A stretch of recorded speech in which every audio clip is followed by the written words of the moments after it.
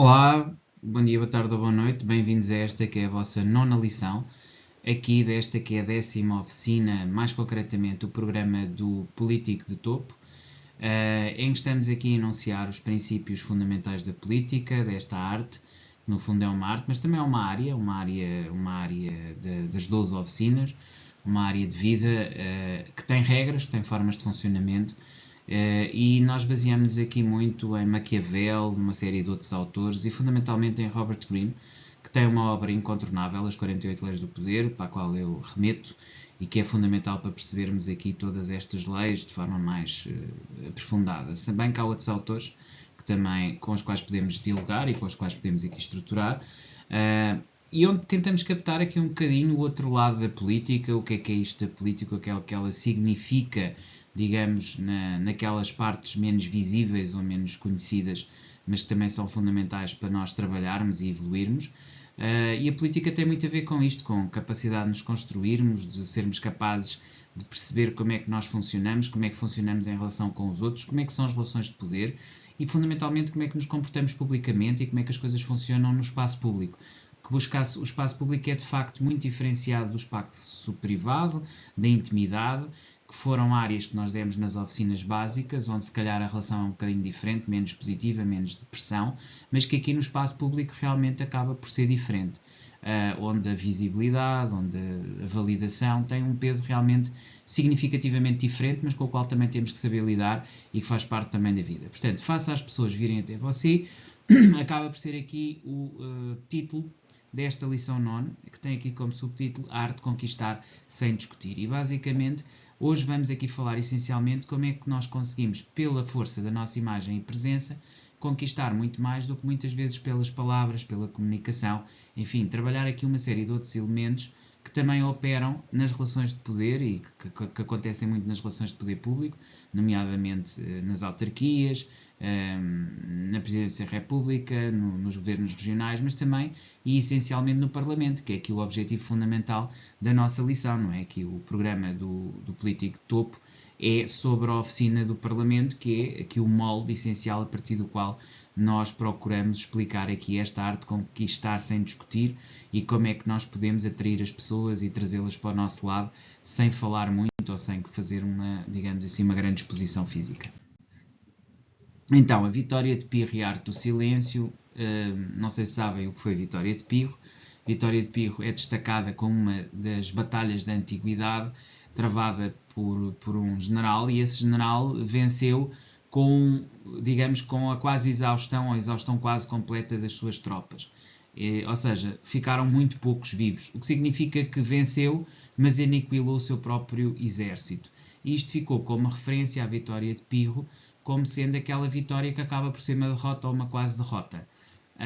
E portanto eu trago aqui Vitória de Pirro e a Arte do Silêncio, porque muitas vezes nós temos vitórias marginais e não são tão exponenciadas nem tão elevadas a um estatuto superior, porque nós falamos demais, porque nos expomos demais, porque somos incapazes de controlar os nossos ímpetos. Então, evita as vitórias momentâneas por meio de discussões, não é? Que no fundo são como as vitórias de Pirro, em que no fundo nada fica consolidado, porque no fundo nós vencemos a disputa ou a diferendo, ou aquilo que era a discussão que estávamos a ter com outra pessoa, mas verdadeiramente não a convencemos. Porquê? Porque não fomos ao elemento. Porquê? Porque não fomos ao elemento emocional. Porque verdadeiramente essa outra pessoa não se conectou connosco emocionalmente e não viu o nosso ponto de vista. O que significa que na prática a pessoa apenas nos concede que sim, concorda, quando na verdade discorda profundamente. Portanto, o ressentimento e a má vontade são consequências duradouras. E, portanto, esse aspecto é aqui também muito importante. Portanto, demonstrar poder por atitudes e por força e por argumentação, não é? Ou seja, ser capaz de ir por atitudes, por argumentação, por capacidade, para transformar, digamos assim, as suas próprias capacidades. Portanto, evita as vitórias momentâneas por discussão, os ressentimentos e a má vontade, e demonstre poder através de atitudes, por atitude e por argumentação. Okay? Isto é o aspecto que é fundamental. O realismo nas relações internacionais, que aqui também aparece mais uma vez a propósito das vitórias de Pirro, evitar confrontos desnecessários para não enfraquecer as alianças futuras, é aqui um aspecto absolutamente essencial. Às vezes andamos aqui em situações em que o confronto manifesto e contínuo só nos cria inimigos e nos cria situações cada vez mais, digamos, continuadas de violência, de falta de capacidade de ultrapassar dificuldades, e tudo isso provoca grandes dificuldades em ultrapassar, digamos, os nossos medos e as nossas frustrações. Portanto, evitar confrontos desnecessários ajuda a fortalecer-nos em termos do realismo, e isto ajuda a não enfraquecer as chamadas alianças futuras, ou seja, alianças que poderemos vir num futuro próximo a fechar, se soubermos efetivamente evitar esses confrontos desnecessários. Igualmente, a imposição do poder gera resistência. Isto é um outro conceito que devemos ter patente. Não só os confrontos tiram-nos e enfraquecem alianças futuras, como a imposição de poder gera, por natureza, resistência e dificuldade. Assim, devemos demonstrar a força sem, digamos, destruir totalmente o adversário numa primeira fase. Obviamente no final teremos que o destruir necessariamente, mas mostrar força sem ser agressivo, sendo capaz aqui de construir aqui estabilidades. Já o liberalismo fala-nos muito aqui de uma perspectiva um pouco diferente, tem a ver com acordos e com o fechar acordos, então vencer sem impor.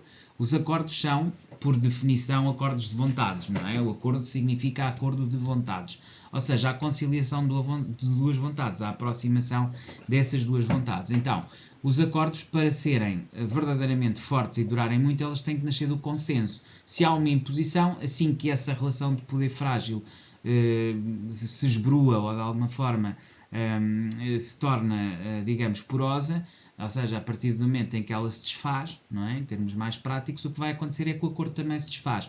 Consequentemente, são tanto mais fortes os acordos, quanto mais forte é o compromisso e a confiança entre as partes. Por isso, vitórias agressivas em tratados comerciais geram uma desconfiança futura. No fundo, aqui o princípio é não confundir aquilo que é guerra bélica, que tem um tempo próprio de cura e que é lento, muito lento, e aquilo que é o aspecto comercial, que é muito mais rápido e que pode ser gerado com outras bases, nomeadamente aquilo que é a ganância mútua, a vantagem para ambas as partes. Portanto, valorizar a cooperação ao invés do confronto é sem dúvida a melhor forma de impor, de vencer sem impor, ou seja, ser capaz de levar o outro, levar o outro a ir ao nosso encontro, trazer o outro para a nossa esfera de influência e ser capaz de o fazer de uma forma, digamos assim, que seja, acima de tudo, não confrontacional e diplomática. E, portanto, esta é a visão do liberalismo. Por sua vez, o construtivismo fala muito da força de identidade. Ele já parte de um princípio que é cada vez mais real, de que o poder está fragmentado por natureza, ou seja, ninguém tem o poder absoluto. Os poderes absolutos, segundo o construtivismo, já não existem neste momento.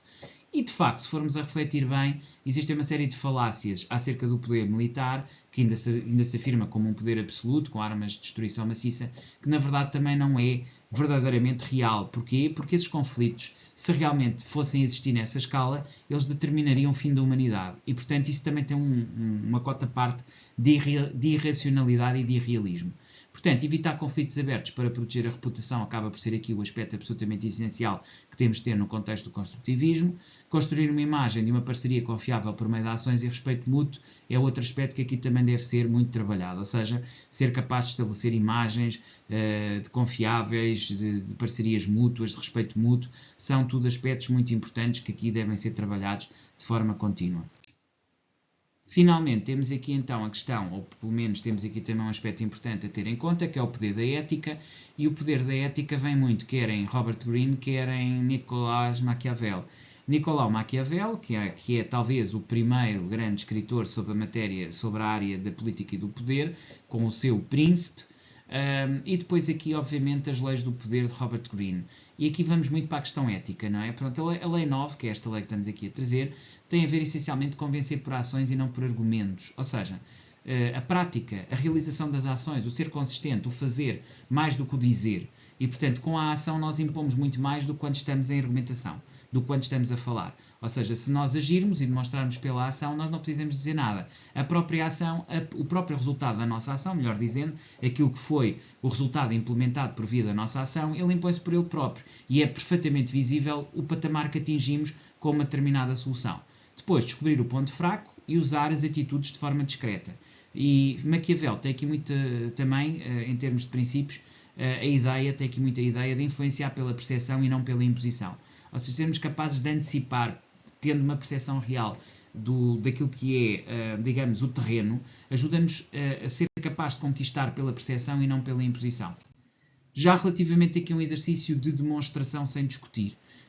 que também pode ser interessante para vocês trabalharem a vossa própria capacidade de argumentação e de estar com os outros, ou seja, no fundo definam aqui uma situação de conflito em que vocês estão em um conflito com alguém, estabeleçam os vossos objetivos relativamente a esse conflito, ou seja, vocês têm uma posição e têm um conjunto de interesses e têm, obviamente, aquilo que é a vossa posição, a otimização daquilo que é o vosso interesse e a vossa necessidade. Depois, usar o silêncio enquanto base poderosa para trabalhar. Depois, usando o silêncio naquilo que é a negociação que estão a ter com a outra parte, vocês vão construindo a pouco e pouco aquilo que é a vossa estrutura para chegar ao vosso objetivo. À medida que vocês usam o silêncio e o silêncio poderoso, vocês observam e adaptam-se também relativamente àquilo que é a reação do outro e a forma como o outro, de alguma forma, se vai estruturando à vossa volta. E, portanto, há aqui também uma perspectiva de observação e adaptação que vocês vão ter que ter nesta fase, digamos, inicial, em que vão estar aqui a observar o outro. Depois, e após ter este diálogo em que, basicamente, ou permitir, digamos, aquilo que é a comunicação do outro, a afirmação do outro, vocês vão refletir sobre os resultados. E, finalmente, usarem aqui da argumentação póstuma com o outro, com aquele com quem vocês estiveram a trabalhar. Aliás, podem fazer isto entre pares e alternarem, ou seja, primeiro faz um, depois faz o outro e depois questionam-se, refletir sobre os resultados e pedir, digamos assim, o feedback da postura. Qual foi a vossa postura física? Como é que vocês estiveram usando o silêncio poderoso e estando de forma física? E voltam novamente a definir conflito. No fundo, criam aqui uma dinâmica de demonstrar sem discutir, na qual vocês vão observando e adaptando aquilo que é o não verbal ou paraverbal, naquilo que também são as soluções que vocês podem implementar, ok? É um exercício interessante porque ele acaba por ser estabelecido a partir de um exercício de silêncio, que é sempre interessante como forma de desafio a exercícios verbais ou naqueles que vocês argumentam usando uma comunicação que é aquela que nos é mais natural, mas que não é a única que temos. Então isto também nos obriga a desenvolver outros modelos e, fundamentalmente, outros sistemas de representação, nomeadamente a representação sinestésica e a representação auditiva. E visual, aliás. Em conclusão, poder sem confronto, adota essa rotina por 90 dias, 15 dias, mais 15 dias, mais 15 dias, ou seja, 15 dias para iniciar um processo, 15 dias para o desenvolver e 15 dias para o finalizar, duplicando esta situação, ou seja, fazendo isto 2 vezes. E assim chegam aos 90 dias da rotina de observação.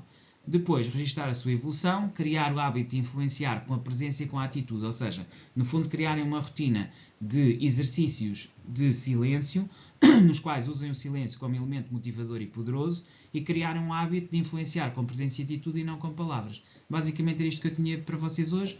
Espero que tenham gostado desta lição, da lição número 9. Voltamos a ver amanhã. Até lá, despeço-me com cordialidade.